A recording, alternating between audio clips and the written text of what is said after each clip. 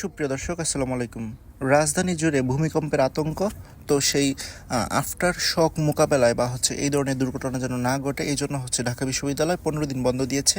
এমনকি যারা দূর দূরান্তের শিক্ষার্থী রয়েছে তাদেরকে যথাস্থানে পৌঁছে দিতে ঢাকা বিশ্ববিদ্যালয়ের ডাকসুর পক্ষ থেকে কিন্তু বিশ্ববিদ্যালয় বাস দিচ্ছে। অর্থাৎ এই বাসগুলো দিয়েই তারা উত্তরবঙ্গ বা ময়মনসিংহ অর্থাৎ নিজ নিজ জেলায় যেতে পারবে। তো এই বিষয়টাতে কিন্তু শিক্ষার্থীরা যথেষ্ট সন্তুষ্ট হয়েছে। এমনকি আমরা জানতে পেরেছি যে জগন্নাথ বিশ্ববিদ্যালয়ও তাদের যে বাসগুলো রয়েছে সে বাসগুলো দিয়ে তাদের শিক্ষার্থীদেরকে বাড়ি পৌঁছে দিবে। তো দেখেন, এই বিষয়গুলো কিন্তু এই মুহূর্তে শিক্ষার্থীদের জন্য যথেষ্ট ভালো একটি উদ্যোগ হয়েছে বলে অনেকে জানিয়েছেন।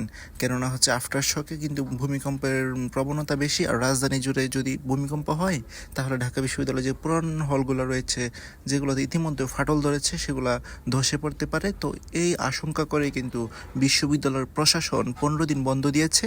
আর এই বন্ধের যেন শিক্ষার্থীরা নির্বিঘ্নে বাড়িতে পৌঁছাতে পারে, এই জন্য বিশ্ববিদ্যালয়ের নিজস্ব যে বাসগুলো রয়েছে সেই বাসগুলো দিয়ে কিন্তু তাদেরকে সার্ভিস দেওয়া হচ্ছে। অর্থাৎ তারা যেন সুস্পষ্টভাবে হল থেকে বাড়িতে যেতে পারে, সেই ব্যবস্থাটি কিন্তু বিশ্ববিদ্যালয়ের বাস দিয়েই করা হচ্ছে।